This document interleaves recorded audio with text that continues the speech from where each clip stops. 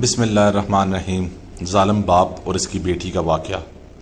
دور جہالت کی بات ہے، ایک بوڑھے شخص نے جب نبی کریم صلی اللہ علیہ وآلہ وسلم کو حضرت فاطمہ الزہرا علیہ السلام کے ساتھ شفقت کرتے ہوئے دیکھا تو حیرت زدہ ہو گیا۔ پھر اس کی آنکھوں سے آنسو نکل آئے۔ سوچنے لگا کہ کس طرح بے دردی سے میں نے اپنے پیارے جگر کو صرف دور جہالت کے رسم و رواج کی بنا پر زندہ درگور کر دیا تھا۔ یہ معاملہ دیکھ کر نبی کریم صلی اللہ علیہ وآلہ وسلم نے فرمایا، آخر کیا داستان ہے؟ انہوں نے بیان کرنا شروع کیا کہ میری بیوی حاملہ تھی۔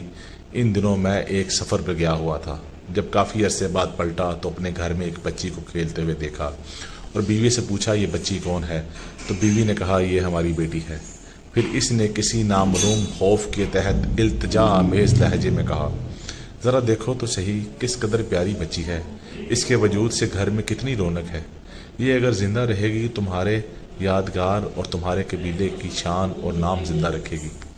میں نے گردن جھکا لی اور بیوی کو کوئی جواب نہیں دیا، لیکن لڑکی کو بغور دیکھتا رہا۔ لڑکی کچھ دیر تو اجنبی نگاہوں سے مجھے دیکھتی رہی، پھر نہ جانے کیا سوچ کر بھاگتی ہوئی آئی اور میرے سینے سے لپٹ گئی۔ میں نے بھی جذبات کی روح میں اس کو آغوش میں بھر لیا اور پیار کرنے لگا۔ کچھ عرصہ ایسے ہی گزرا کہ لڑکی آہستہ آہستہ بڑی ہوتی رہی اور کافی سمجھدار بن گئی۔ جب وہ اپنی بلوغت کے قریب پہنچ گئی تب اس کی ماں کو میری طرف سے بالکل اطمینان ہو چکا تھا۔ میرا رویہ بھی بیٹی کے ساتھ محبت آمیز تھا۔ ایک دن میں نے اپنی بیوی سے کہا کہ ذرا اس کو بنا ایک قبیلے کی ایک شادی میں جانا ہے، اسے ساتھ لے جاؤں۔ ماں بیچاری خوش ہو گئی اور جلدی سے بیٹی کو سجا سنوار کر تیار کر دیا۔ میں نے لڑکی کا ہاتھ پکڑا اور گھر سے روانہ ہو گیا۔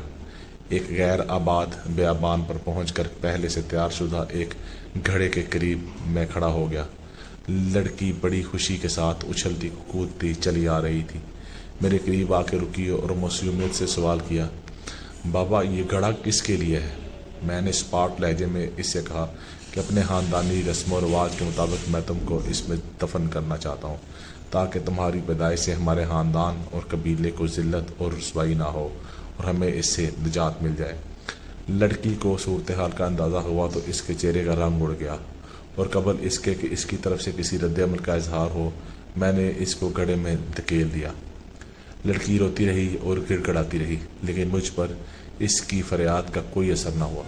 میں نے گھڑے کو مٹی سے بھر دیا، اگرچہ آخری وقت تک وہ ہاتھ اٹھائے مجھ سے زندگی کی بھیک مانگ رہی، التجا کرتی رہی، لیکن افسوس میں نے اپنے دل کے ٹکڑے کو زندہ درگور کر دیا۔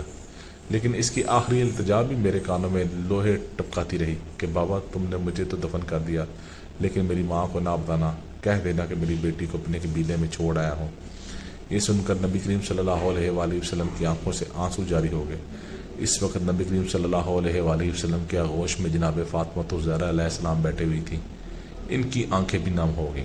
حضور اکرم صلی اللہ علیہ وآلہ وسلم نے اپنی بیٹی کو سینے سے لگا لیا اور آپ صلی اللہ علیہ وآلہ وسلم کے ہونٹوں پر یہ جملے جاری ہوئے، بیٹی تو رحمت ہے۔